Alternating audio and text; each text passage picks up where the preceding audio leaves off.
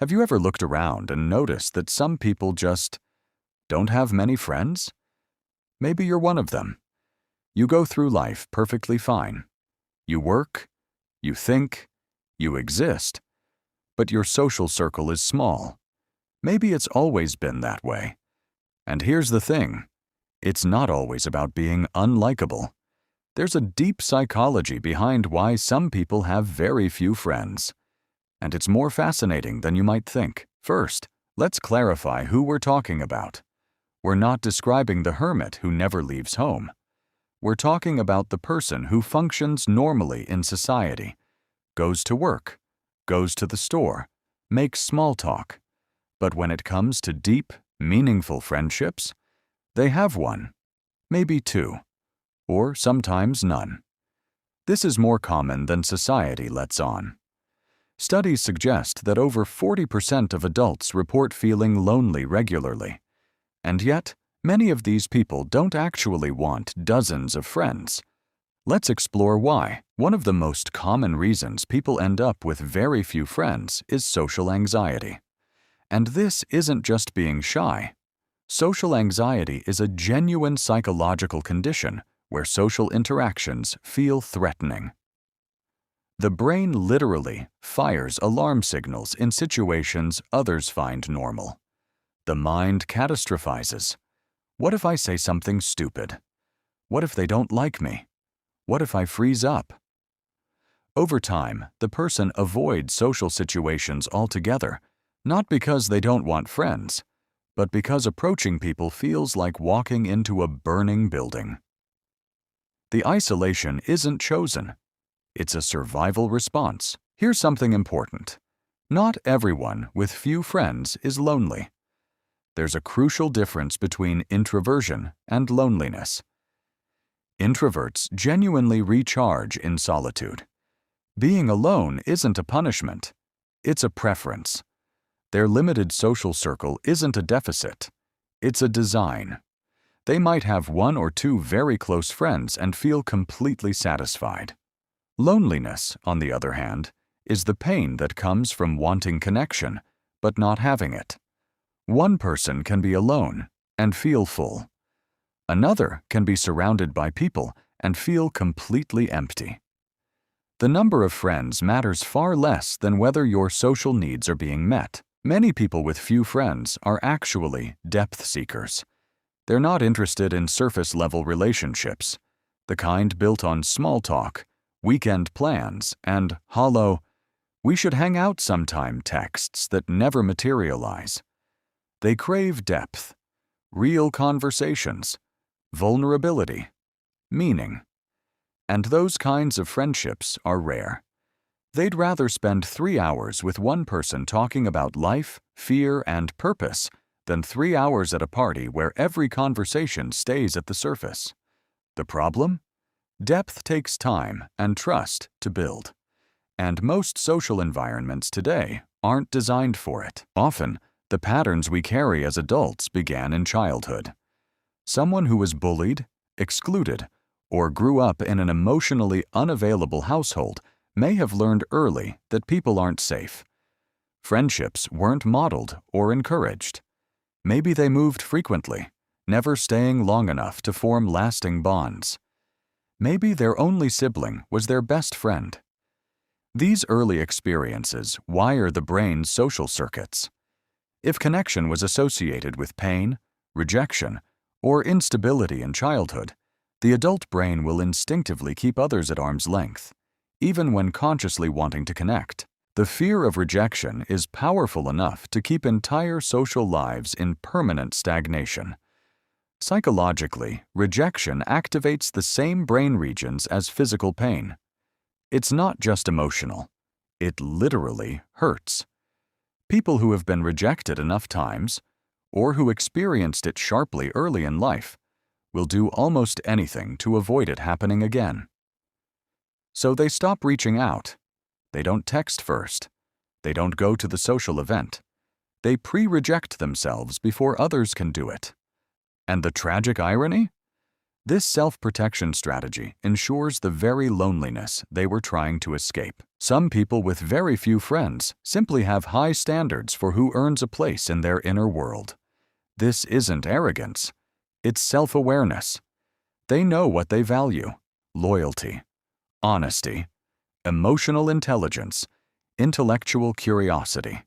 And they've learned that forcing friendships with people who don't share those values leads to disappointment. So they hold the bar high. Some would call them picky. They would call it intentional. The result is a tiny, extremely tight circle, sometimes just one or two people, where every relationship is real, tested, and deep. Trauma leaves fingerprints on our social lives. Whether it's betrayal by a close friend, emotional abuse, abandonment, or broken trust, the mind learns to protect itself. Walls go up, not to punish others, but to protect the self. The tragic part is that the same walls that keep pain out also keep love out. People with trauma-based social isolation often want deep connection desperately, but every time someone gets close, an alarm goes off. This will hurt. Pull back. Healing this pattern usually requires becoming aware of it first, which is why psychology matters so much here. Some people with few friends simply don't feel like they need many people because they've built themselves into fully self-sufficient individuals. They handle problems alone. They process emotions alone. They enjoy hobbies alone. This independence can actually be a strength, but it also means they rarely feel the urgency to reach out because they're not waiting on anyone for anything. Over time, this creates a habit of solitude that becomes default. Not painful. Just the way things are.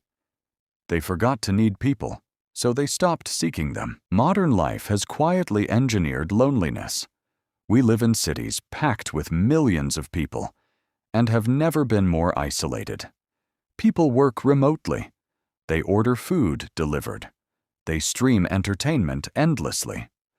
Social media creates the illusion of connection while replacing the real thing. You can have 800 followers and 0 close friends. The modern world has made it easier than ever to exist without actually connecting. For someone already prone to isolation, this environment becomes a perfect cocoon. Comfortable, numbing, and deeply lonely underneath. Research consistently shows that it's not the number of friends that predicts happiness. It's the quality of those relationships. One true friend who knows your history, shows up in crisis, and accepts you fully is worth more psychologically than 50 surface-level acquaintances. People with very few friends who have at least one deeply trusted person often report higher life satisfaction than socially busy people with no real intimacy.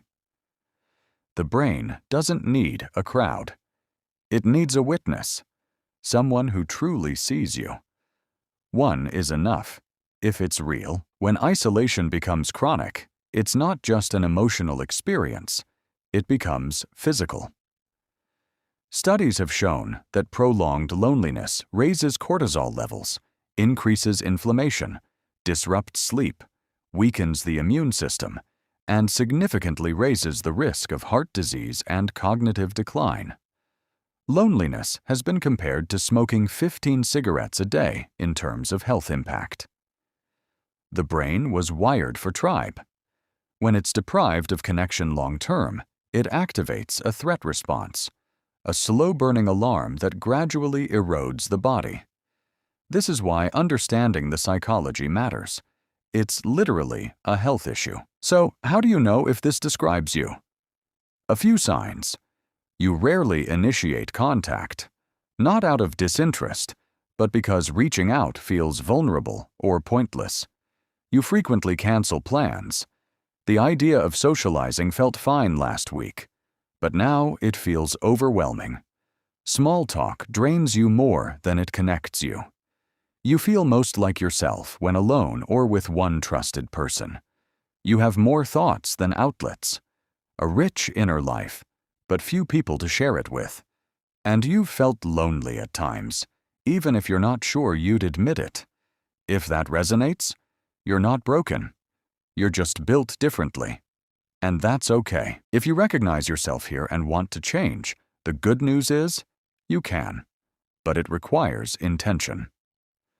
Small steps work better than grand social gestures. Start by saying yes to one low-stakes social invitation a month. Practice initiating, even just a text to someone you admire. Join a group built around a shared interest, where connection has a structure, not pressure. And if anxiety, trauma, or deep patterns are at play, consider therapy. Not because you're broken, but because you deserve a guide. The goal isn't to become a social butterfly. It's simply to have enough connection to feel held by life. Having few friends doesn't make you a failure. It doesn't mean you're fundamentally unlovable or flawed. It means you're human, shaped by your history, your wiring, your fears, and your needs. The psychology behind it is complex, but the truth is simple. Connection is possible for you, even if it looks different from what society shows us. What matters isn't the size of your social world, it's whether it feels real.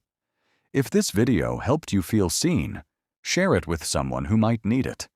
Because sometimes the most powerful act of connection is saying to another person, I see you. You're not alone. I'll see you in the next one.